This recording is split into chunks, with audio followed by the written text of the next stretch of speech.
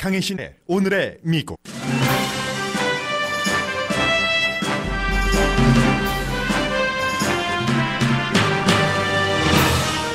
코로나 바이러스가 정점을 맞으면서 이제 언제 정상적인 경제활동을 하느냐를 놓고 갑론을박이 강해집니다. 대통령은 주정부 사업체 오픈 결정은 주지사 권한이 아니라 절대적인 대통령 권한이라고 말했습니다. 섣부른 경제활동 재개가 다른 재앙을 불러올 것을 경계하는 주지사들은 주정부 권한이라고 주장했고, 뉴욕 주지사는 연방정부가 너무 빠른 오픈 명령을 내리더라도 따르지 않을 것이라고 밝혔습니다. 동부와 서부에서 여러 주정부들이 일종의 컨소시엄 형태로 경제활동 재개를 논의합니다. 미시건주에서는 보수단체가 주도하는 스테이 앳 홈에 반대하는 대대적인 시위가 열린다고 팍스뉴스가 보도했습니다. 코로나 바이러스 피해에 대한 우려가 일반 주민에서 양로원의 시니어, 홈리스 피플, 수감자 등에게로 돌려지고 있습니다. 정부의 지원금 1,200달러에 대해 아직도 혼선이 있습니다. 2020년 이전부터 SSI를 받으시고 부양가족이 없으신 분들은 특별한 조치 없이 자동으로 지원금을 입금받게 됩니다. 버락 오바마 전 대통령이 오늘 조 바이든 후보를 공식 지지할 것으로 알려졌습니다.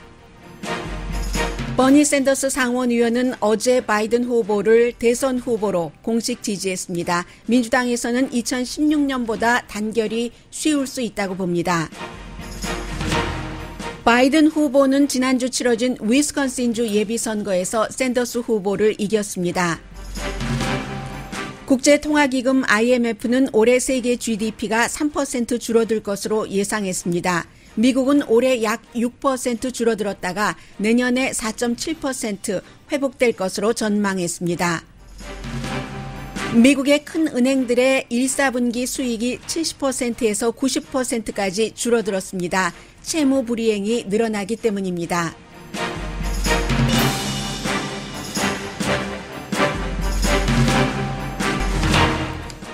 여러분 안녕하십니까? 오늘의 미국 강혜신입니다. 이제 코로나 바이러스는 끝의 시작점? 이렇게 보여집니다. 물론 일부 주는 아직 피크가 오지 않았고 텍사스주의 경우도 이달 말까지는 피크를 맞지 못할 것 같고요. 하지만 뉴욕주에서도 어제도 거의 800명 정도가 숨졌지만 새로 감염되는 사람이 줄어들고 있기 때문에 이제 그 정점을 찍은 것으로 보고요. 해서 뉴저지도 마찬가지입니다. 뉴저지주도 제가 어제 잘못 말씀드렸어요. 사망자가 2,400명 이상 되더군요. 뉴저지주도 이제는 어느 정도 좀 안정을 되찾아갈 수도 있다 하고 보고 있기 때문에 이제 말씀드린 것처럼 경제활동을 언제쯤 재개하는가 이 문제인데, 미국에서 현명하게 대처하지를 못했기 때문에 코로나 바이러스 처음 시작점이 그랬는데, 이제는 끝점, 일단 끝점, 뭔가가 또 잘못되면은 여름에 다시 돌아올 수도 있다고 하니까요.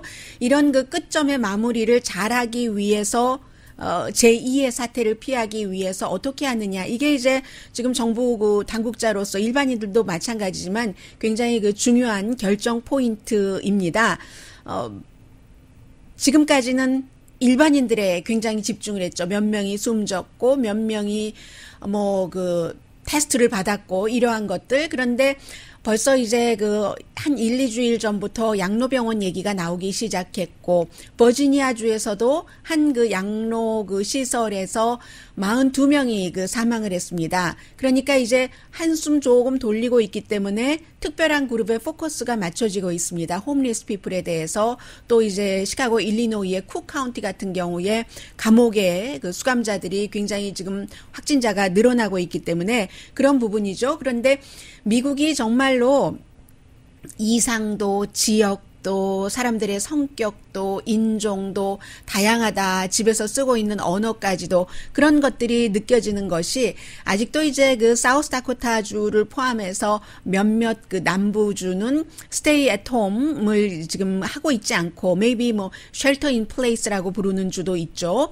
그래서 이제 그런 것들을 하고 있지 않고 사우스다코타의 경우는 어제 말씀드린 대로 뭐 세계에서 가장 큰 그 돼지고기 가공 공장에서 감염자가 어제 50명이 더 늘어났습니다. 그래서 지금 300명이 넘게 됐는데 그럼에도 불구하고 이 stay at home 그 shelter 그 in place를 하지 않고 있거든요. 이 사우스다코타의 그 여자 주지사예요. 공화당 주지사가 굉장히 그 트럼프 대통령과 가깝고 또 그 이방카 트럼프와도 만나고 하는 그런 사진 같은 것을 많이 홍보도 하고 하는데 주정부가 무슨 뭐 내니도 아니고 그런 것을 관여할 것이 아니고 우리는 뉴욕도 아니고 또 누군가가 이러한 일로 아프다 하더라도 그게 무슨 주정부 책임인가 각자 개인의 책임이다 자유 침해다 하면서 이 그 쉘터 인 플레이스를 하지 않고 있습니다. 하지 않고 있는데 지금 확진자가 좀 늘어나서요. 그렇지만 뭐 전체적으로 이 사우스다코타의 인구가 한 90만 명 정도밖에 되지 않기 때문에요. 인구가 90만 명인데서 확진자가 868명이고 6명이 사망했다는 것은 뭐 크게 주목할 만하기는 합니다. 그리고 또 미국이 정말 그 여러 가지의 그 성향이 있다는 것은 플로리다주가 뒤늦게 스테이 애톰을 하기도 했지만 플로리다주의 어떠한 그 시의 시장은요. 오렌지 카운티 시장입니다. 이 LA 근처 이 LA 카운티의 오렌지 카운티의 오렌지가 아니라요.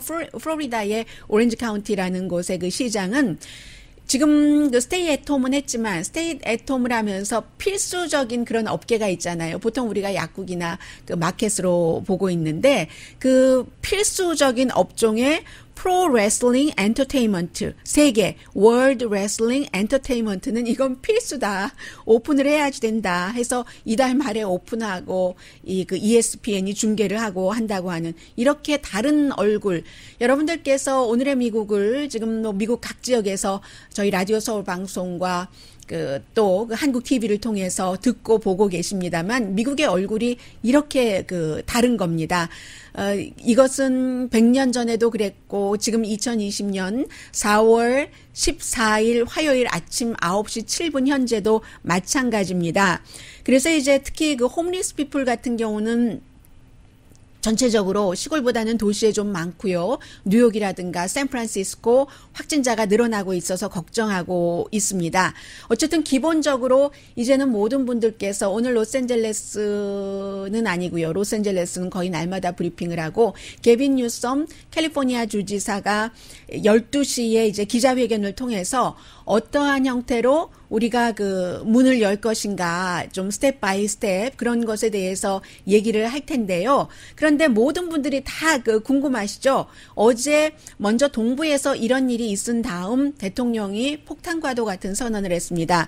동부의 그 여러 개 주예요. 물론 그 뉴욕이 그 앞장서서 뉴저지라든가 펜실베니아, 커네디컷, 로드 아일랜드, 델라웨어 이렇게 우리가 합쳐서 다 붙어 있으니까 합쳐서 언제쯤 이 새로운 경제 활동을 하느냐 하는 것을 결정을 하겠다. 왜냐하면 이게 또 다른 확진을 막기 위해서 그렇게 얘기를 하니까 대통령이 어제 그 브리핑에서 그런 얘기를 했습니다.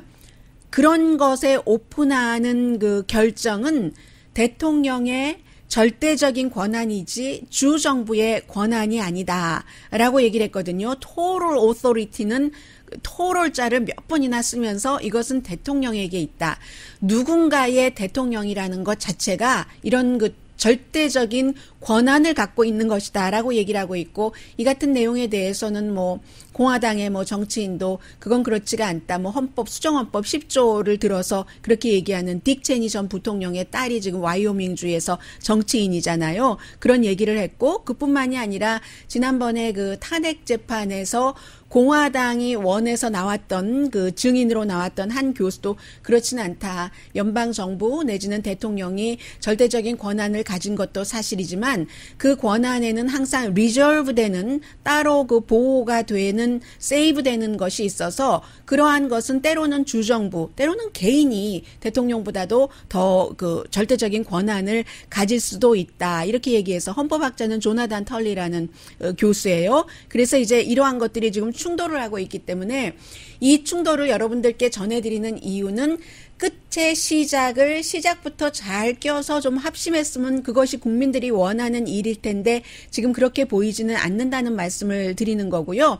앤드류 쿠모 뉴욕 주지사는 뭐 마찬가지예요. 캘리포니아의 게빈 뉴섬 주지사도 우리로서는 주민의 건강이 가장 중요하고 그 만약에 연방 정부가 우리가 판단할 때 이르다 생각을 하는데 뭐 예를 들어 5월 1일에 모든 그 사업체의 문을 열어라라고 명령을 내린다면 우리는 명령에 따르지 않겠다. 그리고 연방 정부를 대통령을 고소하겠다라고까지 얘기를 했어요. 그 문을 여느냐 마느냐는 지금 당장 힘든 것 같지만 더 큰 비극을 막기 위해서 데이터와 과학과 그 과학자들의 조언에 따를 것이지 우리가 그 어피니언이나 아니면 그 정치인의 말에 따르지 않겠다라고 얘기를 하면서 그 같은 그쪽 지역의 태스크포스를 따로 만들었고요. 그리고 캘리포니아주의 그 게빈 뉴섬 주지사는 오레곤주와 워싱턴주, 캘리포니아, 오레곤, 워싱턴 서부에 이제 쭉 그 세 개 주가 남에서부터 북에까지 연결이 돼 있잖아요. 그래서 이제 그 케이트 브라운 오레곤 주지사라든가 제이 인슬리 그 워싱턴 주지사와 여기는 또 함께 자동차 타고도 서로 왔다 갔다 왕래를 할 수 있는 그런 곳이기 때문에 우리가 언제쯤 어떠한 형태로 문을 여는 것인가 하는 것을 얘기를 한다고 하고요. 이게 이제 그 캘리포니아주, 오레곤, 워싱턴주 세 주를 합치면 인구별로 미국 사람들 6명 가운데 1명이 되고요. 그리고 이제 동부 지역에 따로 태스크포스를 만든 그쪽까지 합치면은 뭐 1억 명 넘을걸요. 아마 그 미국 인구가 뭐 3억 4천만 정도 된다고 할 때 그러니까 굉장한 것이 되겠고 해서 현재로서는 58만 3천 명 정도 그 이상이 감염이 돼서 2만 3천 명 이상이 숨졌고 그 숨진 사람 가운데 1만 명 이상이 뉴욕에서 그 사망자가 나왔습니다. 뉴저지주도 6만 5천 케이스나 됐네요. 해서 2,400명 이상이 숨졌고 그 밖에 이제 또 그 확진자가 많았던 주가 매사추세츠라든가 펜실베니아가 한 2만 5천 케이스 정도는 됐고요. 남가주만 말씀드리자면 남가주도 지금 컨펌된 그 확진자가 9,480명 정도가 돼서 LA 카운티에서 뭐 326명 숨졌고요. 리버사이드 카운티가 50명 숨졌고 오렌지 카운티 19명, 샌브란디노 카운티가 31명. 세계적으로는 194만 명이 감염이 돼서 12만 2천 명 정도가 숨졌습니다. 그런데 말씀드린 것처럼 지금 연방정부와 주정부 간의 그 협조는 잘 되고 있는 것 같지 않고요. 어제도 그 대통령이 브리핑을 하면서 이 내용은 정말 큰 그 이슈였는데 가장 중요한 것은 앤서니 파우치 박사 이렇게 쭉 그 브리핑을 보다 보니까 앤서니 파우치 박사나 대통령이나 일단 이렇게 뒤로 좀 물러나서 이 일을 해결을 하지 않은 분위기였습니다. 왜냐하면 어제 그 대통령이 다른 사람이 지적을 했었던 그 파우치 박사를 해고해야지 돼 하는 그 트윗을 리트윗했기 때문에 기자가 물어봤어요. 그거 어떻게 된 거냐 했더니 지금 나 앤서니 그 파우치와 나하고 관계가 너무 좋고 저 사람 너무 좋은 사람이고 막 이렇게 얘기를 했어요. 그랬더니 그 트윗은 어쩌고 하니까 트윗은 왜 하셨는데요? 하고 대통령에게 물어보니까 I don't know. 이게 그 대통령 답변이었고요. 그리고는 정말 특별했습니다. 어제의 브리핑을 하는데 지금까지 연방정부가 얼마나 잘했는가 이 코로나 바이러스에 대해서 대처에 대해서 그런 비디오를 보여주는 거예요. 대통령이 비디오 보여주는 거 좋아하잖아요. 그래서 이제 김정은 위원장과 그 회담할 때도 보여줬었는데 그 비디오를 딱 보여주니까 기자들이 또 할 수 없이 질문을 하게 되는 겁니다. 지금 많은 매체에서 1월 달부터 2월 달에 거쳐서 적어도 10번이나 공식적으로 위험하다고 했는데 아무런 조치를 취하지 않은 것에 대해서 어떻게 생각하느냐 하니까 대통령이 답변을 이리 피하고 저리 피하고 하다가 이제 그 CBS의 그 백악관 출입 기자가 또 물어보니까 enough 하면서 화내더니 그때부터 한 45분 정도를 언론이 가짜 뉴스다. 이제 이렇게 또 그 폭발을 해서 하니까 또 MSNBC 방송은 그 생중계를 하다가 중단을 했습니다. 대통령이 이렇게 국민들에게 교육을 시키고 이 코로나 바이러스에 대해서 그 대처 방법이라든가 여러 가지를 과학적으로 알려줘야지 되는 시간에 그렇게 그 선거 캠페인을 한다면 그런 선거 캠페인을 하지 않고 본래의 목표대로 돌아갈 때까지 우리 MSNBC는 더 이상은 그 화이트하우스의 백악관 브리핑을 중계하지 않겠다. 또 사실과 다른 사실을 백악관 그 브리핑에서 많이 유포한다. 이게 이제 MSNBC의 얘기고요. 아무튼 그렇게 해서 이제 오늘부터는 어떻게 하면은 그 언제쯤이면 빨리 이 경제적인 활동을 그것도 안전하게 시작할 수 있는가 하는 것에 포커스가 맞춰지는 것 같고요. 로스앤젤레스의 경우는 로스앤젤레스와 캘리포니아주가 대처를 빨리 잘했다 해서 뭐 LA의 그 보건국장이 전국적인 매체 케이블 그 매체에도 인터뷰를 많이 하고 있거든요. 오늘도 그 바브라 제가 라스트 네임은 잊었어요. 그 LA 카운티의 보건국장 지난주에 양로시설이 너무 위험하다 하고 웬만하면은 특별한 그 병을 갖고 계신 분이 아니라면 집으로 모시십시오라고 얘기를 했었던 바로 이 LA 카운티 보건국장이 인터뷰를 하는데 들어보니까 섣불리 경제 활동을 재개했다가는 8월 달쯤에 다시 세컨 웨이브 코로나 바이러스가 기승을 부릴 확률이 85%다. 그렇게 얘기를 했습니다.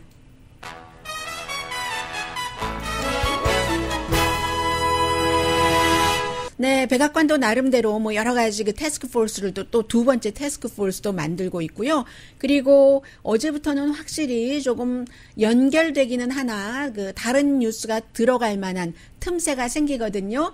그만큼 이제 한숨 돌릴 수도 있다라는 의미도 되겠고요. 잠시 뒤에 그리고 한국 분들 가운데서도 그런 말씀하시는 분들 계세요. 내가 정말 당장 지금 어떻게 페이먼트를 하라고 문을 안 열으면 그냥 내가 일하고 그냥 바이러스 맞이하고 말겠어 하시는 분들도 계시거든요. 잠시 뒤에 전해드립니다.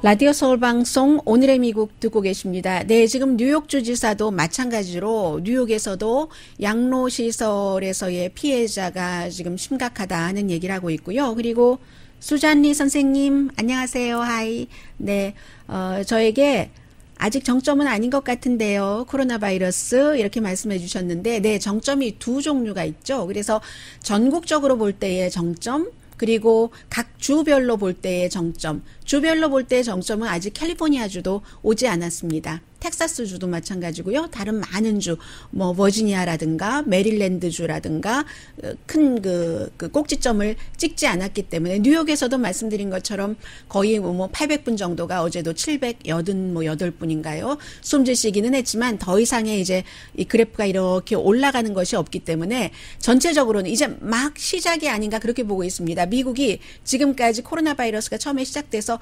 이렇게 올라갔어요. 계속 그러다가 지금 딱 좀 평평해지려고 하는 그 순간 그래서 전국적인 정점을 말씀드린 겁니다. 그래서 이제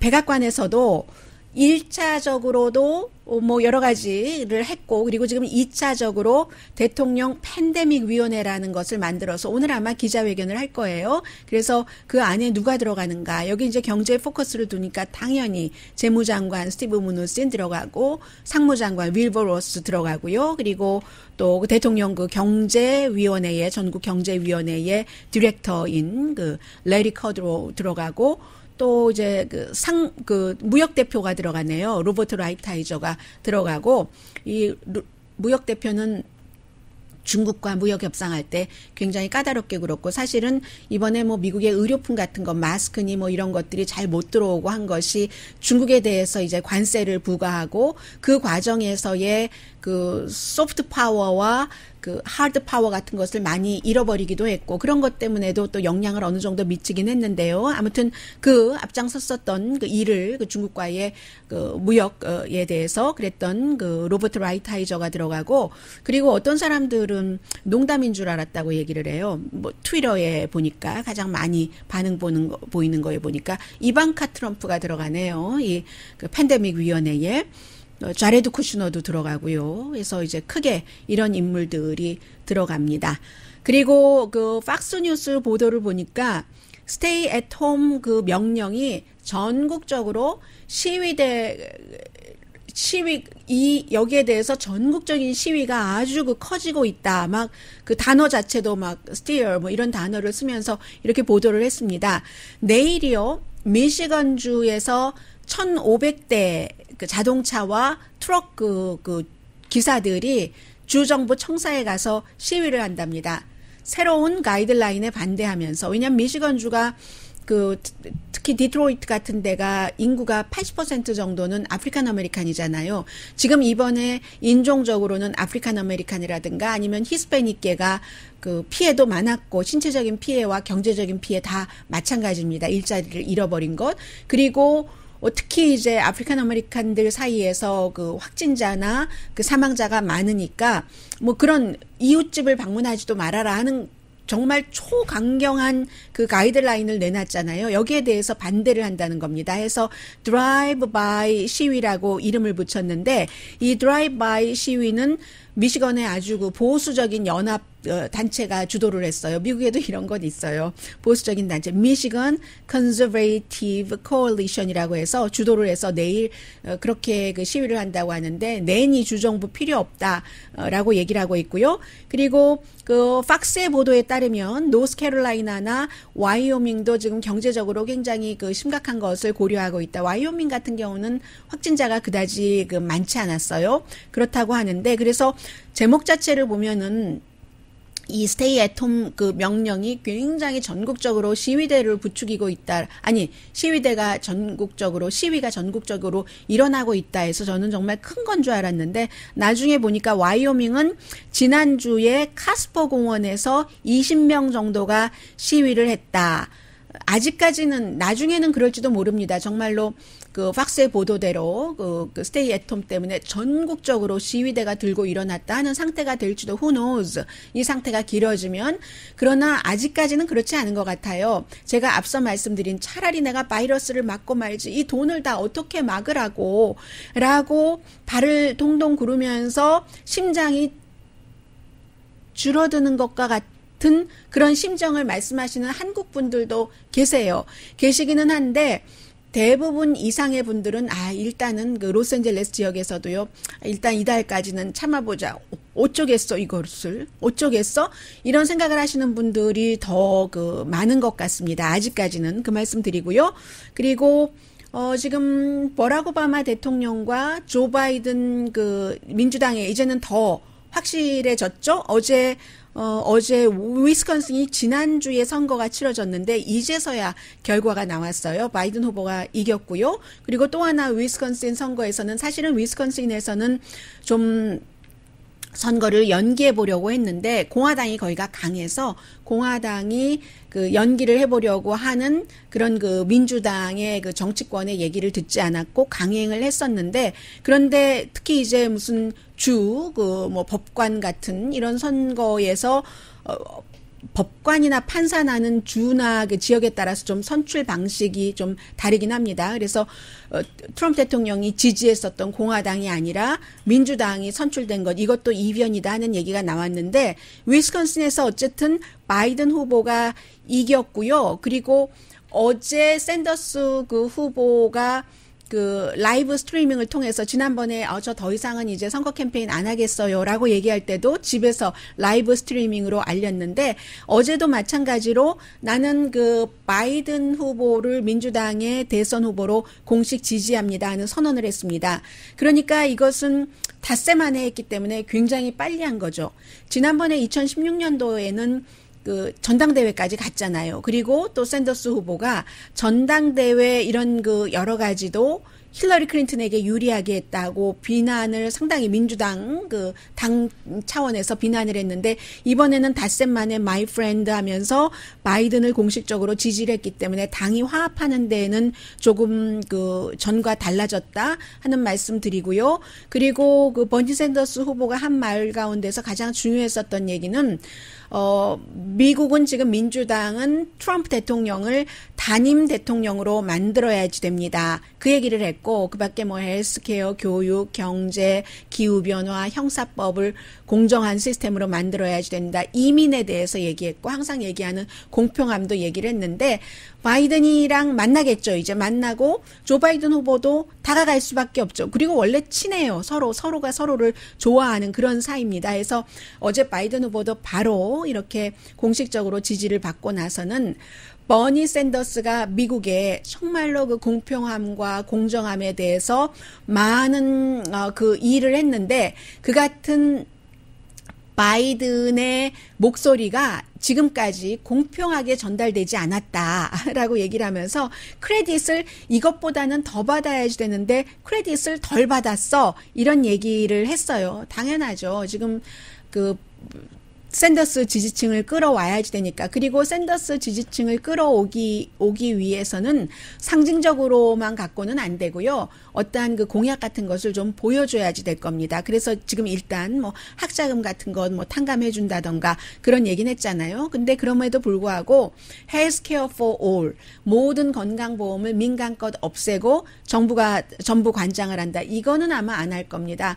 조 바이든 후보는 그 오바마 때 했었던 오바마 케어를 확장하는 그런 그 방식을 하겠죠. 그러나 아무튼 두 사람은 굉장히 그 지금 친하고, 어제 샌더스가 공식 지지하고 나서 샌더스의 공식 지지까지를 기다린 거죠. 오바마는 처음에 얼마나 많이 그 바이든이 가라앉기 시작할 때 샌더스 가지고는 그 11월 대선에서 지니까 빨리 오바마가 지금 나서서 중간에 차고 들어가서 조 바이든을 지지를 해야지 된다라고 얘기를 할 때, 오바마는 그 예비 선거까지는 누구인지 그 후보를 선출하는 것은 유권자가 해야지 된다. 나의 역할은 그 이후다라고 얘기를 했었고, 본인이 원래 설정해 놓은 그 스케줄에 따라서 지금 그 샌더스가 공식 지지하자마자 이제 오늘 조 바이든을 공식 지지를 한다는 거죠.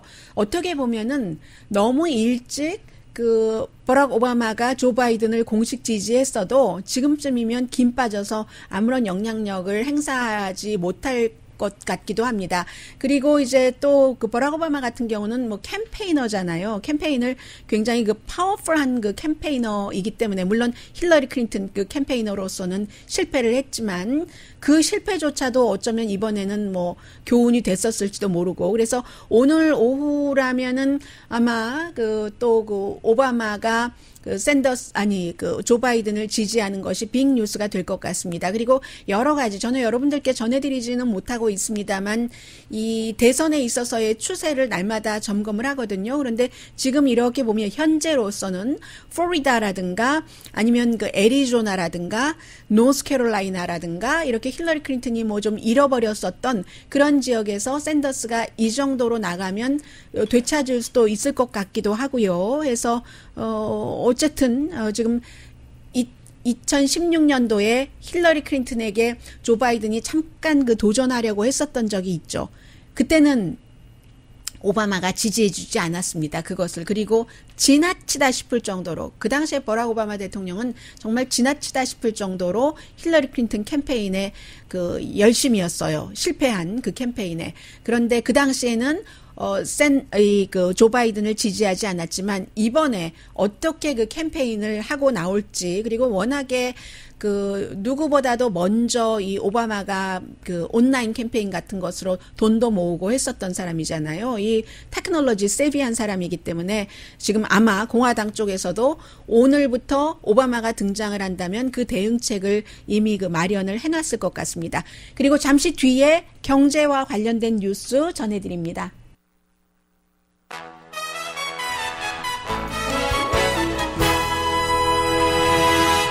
라디오 서울방송 오늘의 미국 듣고 계십니다. 어떤 분께서 네 알고 있습니다. 한국은 카운트다운 17시간 전입니다. 선거 있잖아요.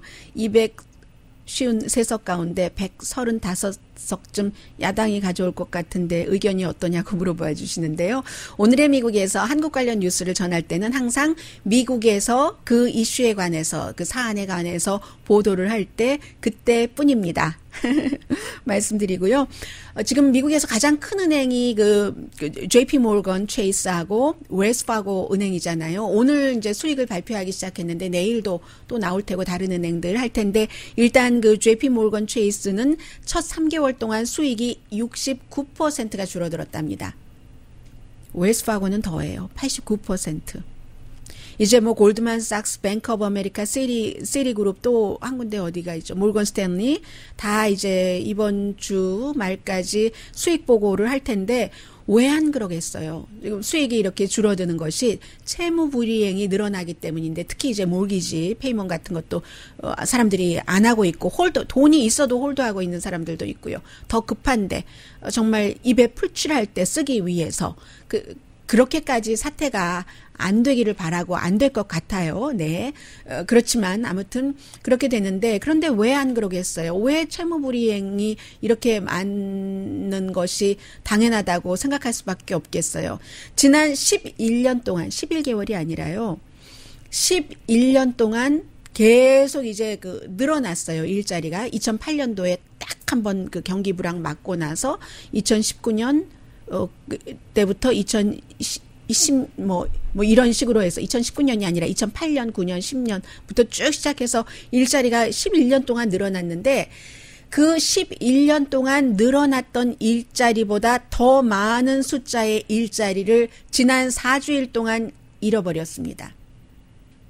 그러니까 이제 골드만삭스 같은 데서 2, 4분기 GDP가 40%가 내려간다.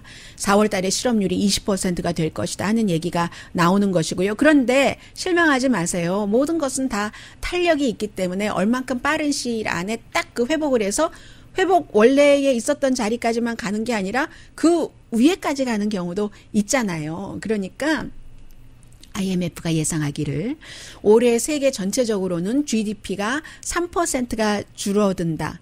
그럼 이게 1월 달에 제가 기억나는 게 똑같은 퍼센테이지 3%가 늘어날 것이라고 했거든요. 세계적으로. 그렇게 된 것이고요. 다 코로나 바이러스입니다. 그런데 2009년과 비교를 해볼 필요는 있는 것 같아요. 2009년도 그 당시에 그 재정 사태는 세계적인 그 경제 GDP가 0.1% 내려갔거든요. 결국 이렇게 저렇게 다 따져보면 그럼 지금 몇십 배가 더 많이 나빠진다는 얘기예요. 그런데 굿뉴스가 있어요. 2020년 맞죠? 제가 숫자에 하도 바보 같아서 소심해지는 거예요. 2020년 맞죠, 지금? 2021년도에는 리바운드 한다는 얘기거든요. 해서 3%가 줄어들었다가 지금 5.8%가 리바운드 한다. 그러면 5.8% 리바운드 하는 건 아니에요. 3% 줄어든 게 있으니까 거기부터 시작해서 그걸 빼야지 되니까 2.8% 되는 겁니까? 그러면 아무튼 이 5.8% 리바운드 한다는 것은 1980년대 이후에 가장 큰 그 세계적인 그 GDP 성장률이라고 하거든요. 그런데 우리는 미국에 살고 있으니까 미국은 어떻게 예측을 했을까 보니까요. 미국은 세계적인 그 GDP보다 더하네요. 왜냐하면 미국이 지금 확진자도 제일 많고 사망자도 제일 많고 셧다운도 제일 오래 했으니까요. 많은 지역에서 미국의 GDP는 올해에 2020년도에 6%가 줄어들었다가 그러다가 내년에 4.7%가 점프한답니다. 그러면 이건 점프가 아니네요. 그래도 그나마 점프를 한다는 얘기는 되네요.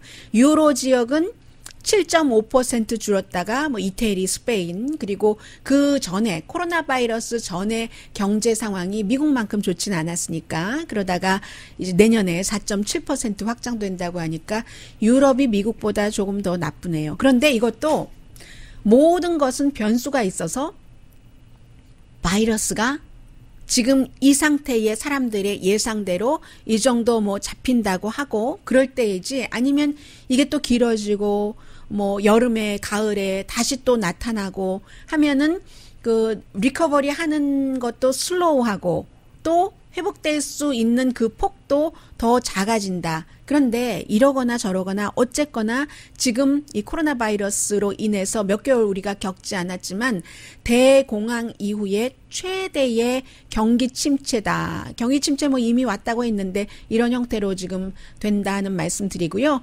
그리고 이 내용은 보너스입니다. 보너스라고 얘기해야 되죠. 보너스라고 하면 안 되죠. 근데 보너스가 더 다정하지 않은가요? 보너스보다 보너스. 그 소셜 시큐리티에 대해서 많은 분들이 궁금해하시고 자꾸만 그 지역적인 뉴스가 나오는데 그 큰 뉴스를 보시는 게 좋을 것 같아요. 왜냐하면 디테일이라는 것은 케이스가 다 다르기 때문에 지금 연방정부에서 스몰 비즈니스 융자를 하고 개인에게 $1,200를 지원을 하고 이 기타 등등이 케이스 바이 케이스일 경우가 많거든요. 그래서 특히 이제 SSI가 저는 항상 SSI 하면은 뭐 젊은 사람도 받을 수 있지만 나이 드신 분들을 생각을 하니까요. 저소득층 많은 한인분들을 생각을 하니까 여기에 대해서 가장 많은 혼돈을 하시는 것 같은데 네 맞습니다. 금요일에 이제 재무부에서 한 장짜리 딱 뭐를 발표를 하기는 했어요. 왜냐하면 이번에 이 돈 주고 하는 것이 소셜 시큐리티국, 재무부 국세청 다 함께 일을 해야지 되니까 지금까지 SSA나 여러분들께서 일하고 소셜 세큐리티 기금으로 적립하셨던 거 받으시는 분이나 SSI 일을 설령 안 하셨다 하더라도 저소득층이기 때문에 최소한의 생계비를 받으시는 SSI. 이 SSA와 SSI는 소셜 시큐리티국에서 여러분들께 매달 자동적으로 지급을 했잖아요. 그게 이제 1월 달에 한번 그 명세서를 여러분 받아보시죠. 1099이라는 것. 거기에 따라서 그래서 그렇게 지금까지 올해 받아오셨던 분들 뭐 SSI는 빼고 SSA는 빼고 SSI를 말씀드리는 겁니다. 그러셨던 분들은 아무것도 안 하셔도 됩니다. 아무것도 안 하셔도 그냥 늘 받으시듯이 자동으로 입금되시는 경우가 거의죠. 그렇게 자동으로 은행으로 입금이 되는데 어떤 케이스에 irs.gov에 들어가서 이제 약간의 정보 같은 것을 넣는 게 좋다라고 얘기를 했냐면요. 그러니까 세 케이스예요. 첫 번째, 그냥 혼자만 해당되는 SSI를 받으시는 분 아무것도 안 하셔도 그 적립이 되고 이게 아마 이번 주 안으로 들어갈 확률도 있고요. 그리고 그런데 SSI를 2020년 올해부터 받으시는 분들이 계시잖아요. 그런 분들은 이게 2018년과 2019년도의 자료를 기준으로 하기 때문에 기록이 없잖아요. 그러니까 그런 분들은 그 IRS 웹사이트에 들어가서 약간 그냥 몇 가지예요. 뭐 이렇게 뭐 그 소셜 시큐리티 적고 넌 그 파일러라고 irs.gov에 들어가면은 여러 가지 그 메모가 네모칸으로 두 줄로 쭉 나오는데 왼쪽에 맨 윗줄에 나오거든요. 거기에 이제 개인 정보를 그 넣는 거거든요. 왜 넣느냐? 주나 안 주냐를 판단하는 게 아니라 빨리 드리려고요. 은행 어카운트까지 넣으면은 좀 더 빨리 드리려고 세금 보고 기록이 없기 때문에 그런 분들 그러는 것이고 또 세 번째 케이스는 SSI를 받으시면서도 17살 미만 그 부양가족이 있으신 분들이 계시잖아요. 그러면 16살까지는 그 16살 한 명당 $500를 또 추가로 받으실 수 있잖아요. 그 케이스에 해당이 되는 겁니다. 그런 분들은 그 IRS에는 그 정보가 없을 수도 있으니까 지금 여러분들이 SSI는 소셜 시큐리티국에서 받고 있기 때문에 그런데 이게 IRS랑 재무국이랑 다 한꺼번에 연결이 돼야지 되는데 여러분들께서 그런 작업을 해주시면 이게 빨리 된다 해서 아니면 이제 기다리셔야죠 올해. 그래서 빨리 받으시려면 그런 정도 가뿐하게 해라 하는 것이지 그냥 나 부양가족 내 아래로 없고 그리고 뭐 나 2020년부터 SSI 받은 게 아니고 오래전부터 자동적으로 입금 받았어 라고 하시는 분들은 아무것도 안 하셔도 그냥 여러분들 그 어카운트에 입금된다 말씀드립니다. 제가 이 말씀 드릴 때마다 항상 그 나이가 많이 드신 그리고 컴퓨터에 익숙하지 않으신 그 한국 분들 그 저보다 나이가 조금 더 많으신 그런 분들 저희의 뭐 엄마일 수도 있고 저의 그 살아계셨다면 저의 아빠 나이 때일 수도 있고 그런 분들을 늘 그 생각을 하게 됩니다.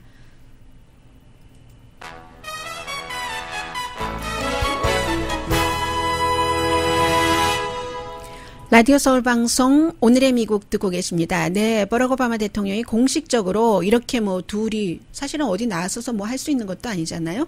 공식적으로 조 바이든 후보를 민주당의 후보로 지지를 했습니다. Finally네요. 정말 finally came out 했습니다. 비디오 메시지로 했는데 그 비디오 메시지로 얘기를 하면서 내가 지금까지 살아가면서 내린 결정 가운데서 가장 최고의 결정이 조 바이든 그 부통령을 민주당의 대선 후보로 공식 지지하는 것이다 했고요. 이 조가 정말 모든 그 자격이 있다고 믿는다. 이런 얘기를 했고요. 지금 이 대통령이 되는 자격을 말하고 있고 본인과도 굉장히 그 훌륭한 파트너였다. 이러한 것들을 이제 오바마를 지지한 사람들이 많이 그 듣겠죠. 캐릭터가 우선 기본적으로 그 품성이 그 된 사람이고 그리고 이제 우리를 어떠한 곳으로 인도할 때에 안내할 때에 그 같은 그 경험이 충분한데 더군다나 이렇게 어두운 시절, 다크한 시절에 우리가 또 리커버리를 경험을 해야지 되는데 그런 때에 조 바이든은 정말로 조 바이든 주변에는 좋은 사람들도 많고 정부를 어떻게 운영을 해야지 될지를 안다라고 얘기를 했습니다. 그리고 또 이것은 샌더스 지지자에게 들으라는 얘기처럼 들리네요. 바이든의 그 플랫폼이 미국 역사상 가장 그 진보적이다라고 얘기를 그 하고 있습니다. 그리고 이 코로나 바이러스에 대해서는요. 지금 이러한 때에 정말 그 중요한 것이 정부 이 비상사태가 우리들에게 무엇을 상기시킨다고 했네요. 정부의 역할에 대해서 상기시킨다면서 이것이 좋은 정부가 어떤 정부인가. 좋은 정부는 사실과 과학에 기초를 해서 결정을 내리는 정부. 좋은 정부는 법에 따르는 정부. 이렇게 얘기를 하고 있습니다. 그래서 정직한 그런 그 리더를 갖는다는 것. 그 정직한 리더가 사람들을 함께 그 모을 수가 있다. 사람들을 해치는 것이 아니라 이게 그 리더십이다.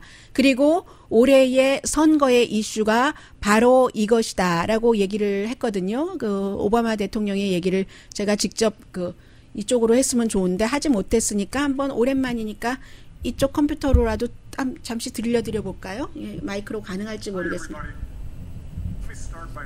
너무 작죠? We all manage our way through a pandemic unlike anything we've seen in a century. Michelle and I hope that you and your families are safe and well. If you've lost somebody to this virus, or if someone in your life is sick, or if you're one of the millions suffering economic hardship, please know that you're in our prayers. Please know that 네, 너무 작아서 제가 그만 들려드리겠습니다만은 그냥 전형적인 얘기로 시작을 하는군요. 미셸 오바마와 나는 지금 이 세계적인 팬데믹 유행병인 코로나 바이러스로 여러분께서 뭐 아프시거나 가족이나 누구나 아픈 사람이 있잖아요. 그렇지 않더라도 경제적이라도 그 손실이 있는 그런 분이 계시면 기억하십시오. 우리가 여러분들을 위해서 기도하고 있다는 것을 이런 그 인사말로 시작을 해서 11분 57초니까 그 11분 57초 그 안에 제가 좀 전에 말씀드렸던 그런 그 핵심적인 내용들이 들어 있고요. 네, 해서 이로써 그 버락 오바마 전 대통령이 민주당의 어떤 그 단합을 요구를 하는 그런 메시지를 전하고 있습니다. 그리고 하나는 조 바이든 후보 같은 경우는요, 아마 지금까지 그런 것을 발표하지는 않았지만 제 느낌으로는 제가 올해 이런 그 선거를 보고 방송을 하고 있었으니까 그것을 굉장히 강조할 것 같습니다. 코로나 바이러스가 끝나고 우리가 이제는 재건하는 단계를 시작을 해야지 되는데 이미 시작이 됐다고도 볼 수 있고요. 그런 단계에서 전혀 다른 형태지만 물론 오바마 때에 뭐 이볼라도 겪었고 뭐 H1N1 바이러스 사태 많이 겪었었습니다. 지금보다 뭐 마스크 뭐 7배, 8배 뭐 굉장히 많이 뭐 이렇게 사람들에게 나눠줬어야지만 됐던 의료진 뭐 등등에게 그런 일을 겪은 것이 한 가지가 있고 또 한 가지는 이번에는 이 코로나 바이러스가 이 바이러스와 경제로 연결이 되잖아요. 또 하나는 2008년도에 선거가 있었던 그 해입니다. 그때에 2009년도부터 그 첫 번째 임기를 시작을 했잖아요. 그때 바로 재정사태가 몰려와서 그 재정사태가 내가 백악관에 들어가서 보니까 백악관에 들어가기 전보다 굉장히 심각하더라라는 것을 했고 지금 우리가 오바마를 대통령으로 뽑는 게 아니죠. 그러나 그 모든 그 사태를 그 조 바이든이 오바마와 함께 갔잖아요. 그러니까 조 바이든으로서는 우리가 과거에 이런 일이 있었을 때 이걸 이렇게 막았고 또 경제도 정말 최악의 상황에서 11년 동안이나 일자리를 계속 그 늘려오는 이런 일. 나는 그 일을 한 경험이 있다. 이 말을 안 하겠어요? 안 하면은 바보죠. 당연히 그런 식으로 캠페인을 해갈 것 같고 트럼프 쪽에서는 저 사람 중국에 가까운 사람이야. 저 아들도 중국에 가까워. 뭐 이런 식으로 다 퍼주려고 해. 사회주의자야. 샌더스는 나갔어도 아마 그런 식으로 캠페인을 하지 않을까 짐작이 됩니다.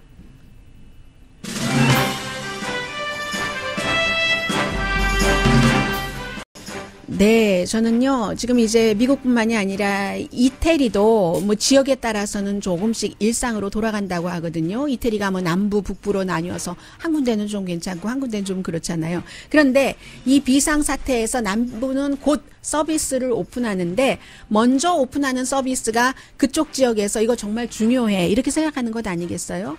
뭐냐면요, 북스토어 아니고요. 서점 아니고요.